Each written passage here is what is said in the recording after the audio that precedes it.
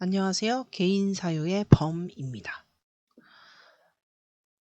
이제 2회인데 원래는 한 주에 하나씩 올릴 생각을 했는데 주제 정하는 게 쉽지가 않더라고요. 그래서 2주에 한 번씩으로 바꿨습니다. 주제가 많아지면 일주일에 한 번이 될 수도? 일단은 나의 현생도 있으니까 2주에 한 번씩 올리는 것으로 바꿨습니다. 아무튼 요즘 저의 근황은 날씨가 너무너무 더워가지고 차에서 나오면 10분도 안 돼서 온몸이 땀으로 젖는 그런 날씨를 맞이해버리고 말았습니다. 작년에도 이렇게 더웠을까요? 지금 기억이 안 나요. 작년에도 이렇게 더웠나?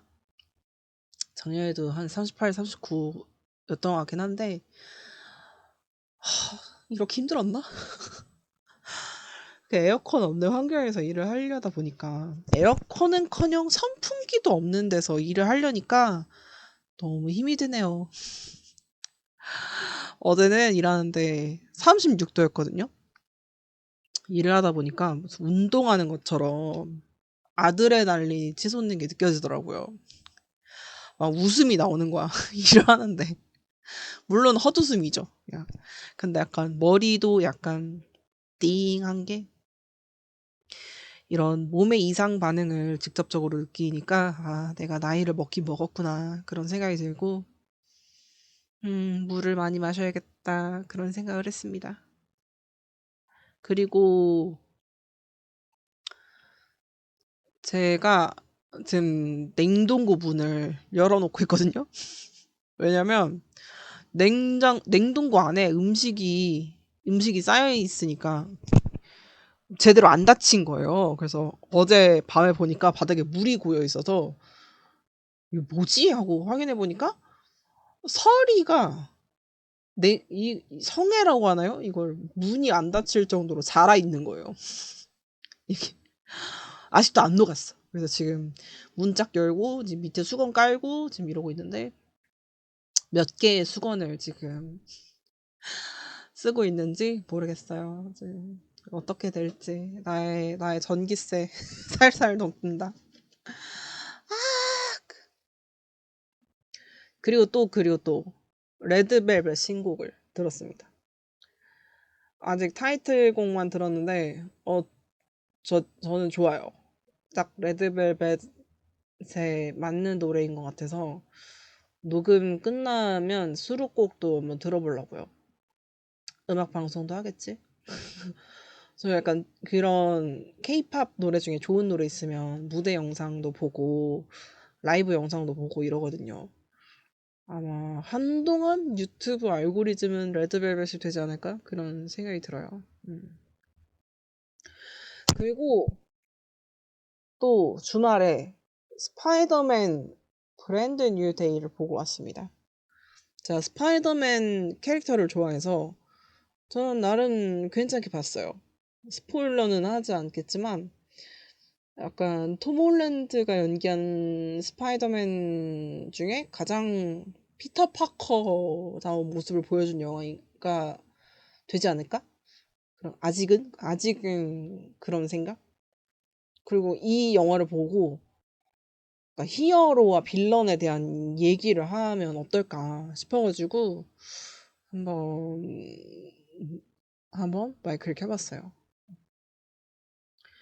일단 영화를 보기 전에 그 마블 세계관이 워낙 방대하니까 제가 마블 영화를 이렇게 챙겨 보는 사람임에도 불구하고 한번 다시 보고 싶더라고요. 그래서 마블 스파이더맨 시리즈랑 그 MCU 스파이더맨 시리즈랑 어벤져스 시리즈를 엔드게임 인피니티 워 이거 두 개를 봤어요.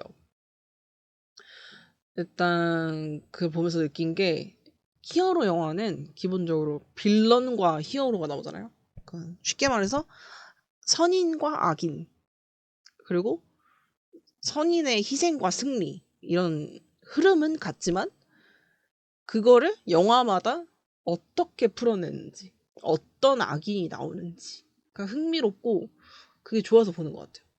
물론 저는 그 오타쿠라서 그 히어로들이 어떤 액션을 보여주는지 그 서로 캐릭터들 간의 그런 관계성, 케미스트리도 있으니까 그걸 빼놓을 수 없으니까 그 더 챙겨보는 것 같아요.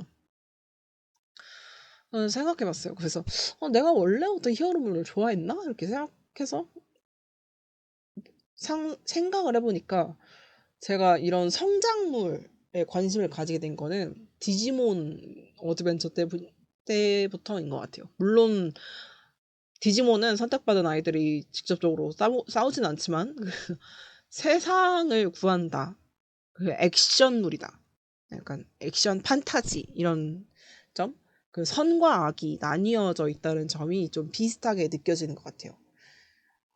근데 그때는 제가 어릴 때는 그 빌런이 좀 다소 좀 1차원적으로 나타나는 부분이 있었던 것 같아요. 그냥 대놓고 성경에 묘사되는 악마의 모습을 하고 있다던가 아니면 그냥 무작정 이 주인공들한테 지옥에 빠뜨려 주지. 아니면 너희들을 모두 없애고 내가 이 세상의 주인이 되겠다. 이런 터무니없는 주장을 펼쳤잖아요. 약간 중이병스러운 나의 세계 정복짤 그런 짤 있잖아요. 그래서 그러니까 사람들이 약간 더 히어로의 편에 서고 선한 자의 손을 더 들어주고 응원해주기 쉬웠던 것 같아요. 그러다가 이게 점점 발전을 하면서 빌런들의 서사가 좀 다채로워졌다는 생각이 들어요. 제가 지금 마블에서 생각나는 거는 지금 인피니티 워 타노스나 캡틴 아메리카 시빌워에 나오는 지모나 블랙 위도우에 나오는 태스크마스터 아니면 그 스파이더맨 홈커밍에 나오는 벌처 지금 일단 생각나는 친구들만 딱 이 정도? 제가 이렇게 되게 인상 깊게 본 빌런들 이런 약간 서사가 좀 있는 그런 빌런들이 좀 매력적인 빌런들이죠. 근데 사람들이 빌런들한테 감정이입을 하는 것에 멈추지 않고 그들의 말이 맞다고 동조하는 경향도 있는 것 같아요. 물론 이런 목소리가 커지는 게 그 대중문화를 다채롭게 받아들이는 시각의 일부라고 생각을 하는데 문제는 그 이게 진지하게 맞다고 생각하는 사람이 나올까 봐 진지하게 그 말이 맞고 그를 지지해야 한다. 실제로 우리는 이렇게 살아야 된다라는 그 삶의 방향이 그렇게 틀어질까 봐 노파심이 드는 거죠. 예시를 좀 들자면 타노스의 경우는 인피니티 워 때 그 목적을 달성한 게 아니라 자신이 틀릴 가능성을 제거한 거라고 저는 생각을 하거든요. 타노스는 어떤 인물이냐? 자기가 살던 행성에서 자원 부족으로 사람들이 힘들어할 때 타노스가 인구 감소를 제기했으나 아무도 받아들여주지 않아서 결국 그 행성이 그 일족이 몰락했나 멸망했나 아무튼 멸종됐나 아무튼 뭐 그런 식으로 이제 묘사가 되잖아요. 그래서 타노스는 그거를 그러니까 정상적인 사람이라면 이 나의 소중한 사람들을 잃은 이 트라우마를 잘 극복해서 남은 삶을 살아가야겠다. 다시는 누군가가 이런 일을 겪지 않게 내가 도와줘야겠다라고 생각을 하잖아요. 근데 타노스는 내가 분명히 인구 감소라는 해결책을 주장했는데 받아들여주지 않아서 이런 일이 발생했다. 그러니까 내가 옳고 세상이 틀렸다. 이렇게 생각을 하거든요. 사고 회로가 그렇게 되거든요. 이게 저는 전형적인 확증 편향 인지적 폐쇄 욕구 이렇게 느껴지거든요. 그 이게 그 빌런들을 보면 물론 기본적으로 인간은 자신의 고통을 중요하게 여겨요. 근데 악인의 경우 그걸 너무 중요하게 여겨요. 타노스는 나는 재앙을 경험해봤으니까 다른 생명의 기준을 결정할 수 있는 권리를 가졌다고 착각하거든요. 내가 받은 고통은 진짜이기 때문에 내가 내리는 결론도 진리야. 이렇게 행동을 해요. 그 받은 고통이 진짜인가 아닌가를 따지는 게 아니라 저는 그 고통으로부터 어떤 결론을 내렸는가가 중요하거든요. 빌런들은 그 상처를 통해서 가치관이 변한 게 아니라 그냥 복수심에 논리 회로가 마비된 것처럼 보여요. 그 좀 하나같이. 타노스만 예시로 드는 게 아니라 그냥 다른 빌런들도 약간 그렇게 느껴진다는 거죠.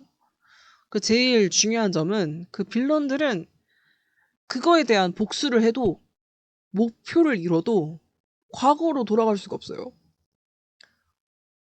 오히려 자신의 행동에 대한 책임을 져야 되고, 그리고 어떻게 보면 자기가 증오했던 어떤 면을 닮아버린다는 최악의 상황까지 가게 된단 말이에요. 그리고 저는 그런 생각도 해요. 나쁜 짓을 저지른 사람이 한 번이 어렵지 두 번은 쉽지 않을까? 그리고 자기가 보통 사람들은 자기 자신을 나쁘다고 생각하지 않아요. 나를 좋은 사람이라고 생각하고 싶어 하기 때문에 모든 행동에 합리성을 부여하려고 해요. 그러니까 나는 빌런이라서 이렇게 행동하는 게 아니라 너희를 위해서, 나는 누군가를 위해서 이렇게 생각한단 말이에요.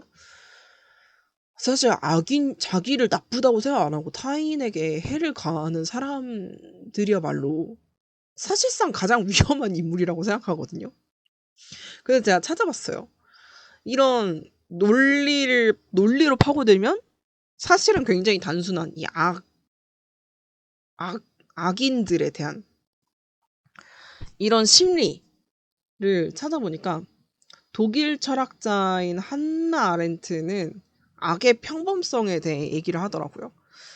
그 거대한 악은 반드시 깊은 사상에서 나오지 않고 생각하지 않는 능력 부족, 자기 행위를 성찰하지 않는 상태에서 나온다고 설명하더라고요. 그러니까 자기중심적인 일반화를 하는 거죠. 내 욕망은 정당한 목적이고 내 고통은 세상의 악이고 나의 경험만이 보편적 진리이고 이렇게 생각을 한다는 거죠. 근데 반면에 영웅 히어로들은 다르게 행동한다는 거죠. 같은 경험을 겪어도. 빌런들은 내가 경험한 고통이 세계의 전부라고 생각하지만 보통 성숙한 인간이라면 내가 겪은 고통과 타인의 존재는 별개라고 생각한단 말이에요. 특히 스파이더맨 같은 경우는 내가 상처를 받았으니까 이 고통을 아니까 다른 사람들은 덜 아팠으면 한다라고 생각한다는 게 저는 좀 매력적으로 다가오는 것 같아요. 사실 빌런의 시선으로 보면 스파이더맨은 이미 타노스보다 더한 빌런이 되어 있어야 맞아요. 가족도 잃고, 그러니까 부모도 잃고, 벤도 잃고, 메이도 잃고, 평범한 삶도 없고, 가난하고, 모두가 나를 잊어버리고, 그런데도 나는 계속 누군가를 구해야 되고, 약간 노웨이 홈 중반부터 세상이 억가를 한다고 보거든요, 저는. 노웨이 홈 파프롬 홈가 참 오타쿠라서 말이 벅차오르네요. 그 세상이 나에게, 제가 스파이더맨이라면 세상이 나에게 이런 고통을 줘? 나도 이 고통을 세상에 돌려줄 거야 라고 하고 막 흑화가 되어서 이상하지 않아요. 그 스파이더맨 트릴로지에서 이미 한번 그랬잖아요. 나는 참지 않을 거야 라고 행동한 게 그런 결론이 됐잖아요. 근데 스파이더맨은 그렇지 않다는 거죠. 다른 사람들도 이런 고통을 겪지 않게 하겠다. 너가 비록 나쁜 사람이더라도. 이렇게 생각하잖아요. 그 미국 사회심리학자 조나선 하이트라는 사람은 이거를 초월적 도덕성이라고 하더라고요. 그러니까 사람들은 누군가가 희생하고 용서하고 적을 이해하고 자신의 이익을 포기하는 모습을 볼 때 감동과 경외감, 그러니까 도덕적 고양감을 느낀다고 해요. 그러니까 이런 거는 단순한 힘에서 나오는 게 아니라 자기 감정 통제, 타인의 관점 이해, 장기적 가치 판단, 인간에 대한 믿음이라는 높은 수준의 인지 능력을 요구하기 때문에 이걸 대단하다고 생각하는 거래요. 근데 제가 그런 것 같아요. 그런 인지 능력, 높은 인지 능력. 제가 약간 두뇌콤, 지능콤이 있어서 그 수준 높은 사람들 보면 되게 멋있다 이렇게 생각하거든요. 약간 그런 게 있는 것 같아요. 사람이 자신의 트라우마를 어떻게 대하는지, 트라우마를 경험한 뒤에 어떻게 바뀌는지를 생각해보면 빌런들은 세상을 더 적대적으로 보고 통제 욕구가 강해지고 그 피해자의 정체성에 갇혀버리는 것 같아요. 타노스만 봐도 우리 행성을 이렇게 만들어 이 우주를 증오하겠어. 이 우주를 반토막 내겠어. 나의 모두가 나의 밑에서 내가 명령하는 대로 움직이게 하겠어. 약간 그런 식으로 바뀌잖아요. 왜냐? 나는 피해받은 피해자니까. 그렇게 행동한단 말이에요. 근데 히어로들은 스파이더맨은 타인의 고통을 더 이해하고 그 삶의 의미를 좀 목표를 새롭게 만드는 것 같아요. 그리고 이전보다 좀 더 공감 능력을 높이는 방향. 그러니까 이전에는 이해하지 못했으면 다음에 만났을 때는 이 사람은 그럴 수도 있지 라고 이렇게 이해해주는.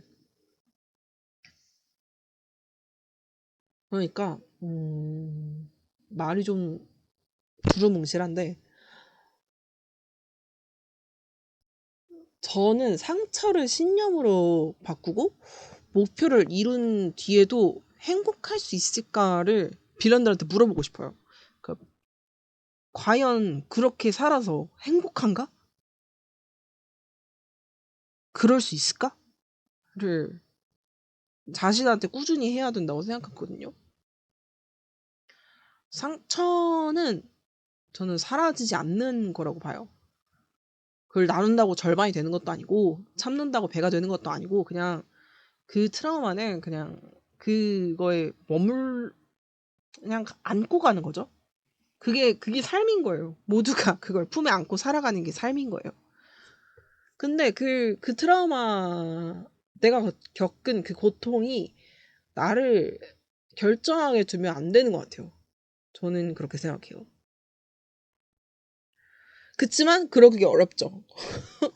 모두가 그렇게 살기 어렵죠. 그래서 스파이더맨을 제가 좋아하는 것 같아요. 그렇게 행동하지 못할 걸 아니까. 그런 상황에 빠졌을 때. 왜냐면 사람들은 아까도 말했지만 자기 상처를 남들의 경험보다 더 크게 생각을 해요. 그런 경향이 강해요. 인생의 트라우마가 클수록 자신을 더 중점적으로 두고 자기 중심적으로 해석하는 경우가 많거든요. 자신의 고통에는 맥락을 부여하고 타인의 행동에는 결과만 보니까. 제 주변에도 그런 사람들이 있었어요. 상처가 깊은 사람들일수록 내 이야기는 크게 보이고 타인의 이야기는 그것처럼 크게 안 보이고 작게 보이고 내 행동의 이유는 복잡하게 느껴지고 타인의 행동은 그냥 단순하게 본단 말이에요. 근데 스파이더맨은 이런 점을 다 반대로 행동한다는 점에서 이것도 참 도덕적 재능이 아닌가. 이것도 재능이거든요. 이 슈퍼 파워가 아니라 진짜. 그리고 스파이더맨은 미워하는 걸 개체가 아니라 행동을 미워해요. 상대의 인간성을 인정하지만 잘못에 대한 책임은 요구하거든요. 그래서 그 홈커밍 때도 저 홈커밍을 재밌게 봤던 이유가 스폰가? 약간 10년 지났으니까 얘기해도 되지 않나? 그 벌처라는 그 생계형 빌런이 나오거든요. 그 자기 가족들을 먹여 살리기 위해서 암매장에서 그 외계 지구에 떨어진 외계 물질들을 가지고 무기를 만들어서 팔아요. 무기를 만들든 뭐 어떤 도구를 만들든 이런 식으로. 근데 그 암암리 거래를 하면서 그걸로 돈을 번단 말이에요. 근데 스파이더맨이 그걸 막죠. 왜냐? 그건 나쁜 짓이니까. 불법은 나쁜 짓. 이러면서 마지막에 이제 막 전투가 되어서 빌런한테 그 벌처한테 얻어맞고 그 아기 스파이더맨이 이렇게 쓰러졌어요. 이렇게 맞아가지고 쓰러졌는데 벌처가 그 스파이더맨 뒤로 보이는 그 외계 물질을 담고 있는 박스를 가져가야겠다라고 생각을 해요. 스파이더맨을 이제 죽이진 않아요. 왜냐면은 그 이전에 자기 딸을 한번 살린 적이 있기 때문에 그거에 대한 약간 의리를 지키는 것 같아요. 벌처가. 그래서 그걸 들고 날아가려고 하는데 문제는 그 날아가는 장비가 고장 나버린 거예요. 그래서 막 터지기 일보 직전이야. 그 기계가. 그래서 근데 스파이더맨이 그걸로 날아가면 안 돼요 라고 말을 해요. 너 거기서 이게 아니라 그거 지금 그 상태로 날아가다 다칠 수 있어요. 이런 식으로 말을 한단 말이에요. 그리고 실제로 날개가 터졌어. 그러면 저라면 사실 그건 업보잖아요. 그 무리해서 그 자기가 그렇게 행동한 거니까 저는 거기에 대해서 그냥 경찰이 올 때까지 기다릴 것 같은데 거기 그 불구덩이에 들어가서 그 벌처를 구해요. 벌처를 구해내고 근데 다시 묶어놓고 사라집니다. 경찰들한테 체포되라고.